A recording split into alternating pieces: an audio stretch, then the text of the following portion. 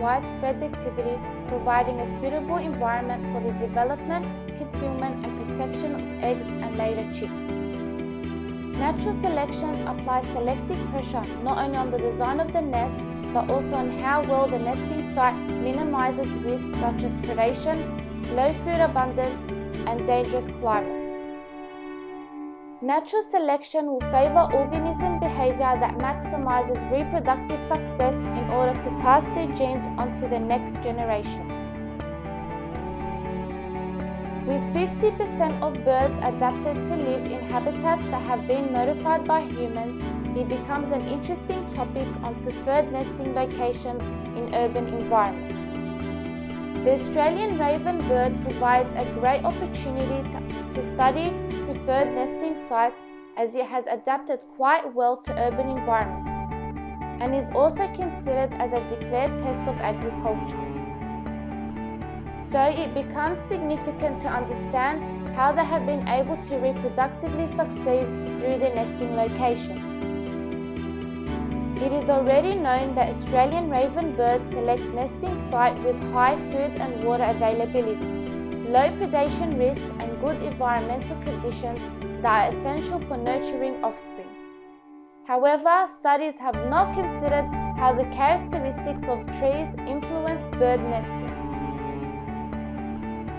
So, my research will consider plant characteristics such as tree species, height, canopy percentage cover, number of fork branches in the nest. This information will enable the scientific community to create control methods that stop Australian ravens from nesting further.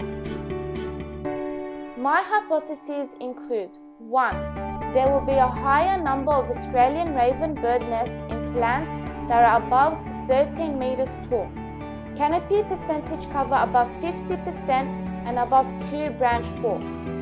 2. There will be a higher number of these birds in parklands that have ideal plant characteristics. In order to achieve my goals and test my hypotheses, I have created a number of procedures. First, it is important to correctly identify Australian raven birds. We will be using adult birds as they are reproductively mature. Adults are black with white eyes and feathers on the throat that extend whilst calling. The project will be conducted during the bird's breeding season from July to September. 20 Sydney urban park lands will be surveyed at random to obtain a percentage abundance of the birds and overall park characteristics such as food and water availability, predator risks and environmental conditions. Out of the 20 park lands, the parks with average abundance and diversity of food, permanent water access, low number of cats, and no floods or droughts will be used in order to rule out any factors that influence bird nesting. Park lands will be split into high abundance of birds and low abundance of birds and compared, and in each park land, 1. Nest will be located, 2. Number of nests recorded, 3. Plant characteristics such as species, height, canopy percentage cover, and number of forks in trees will be measured and recorded.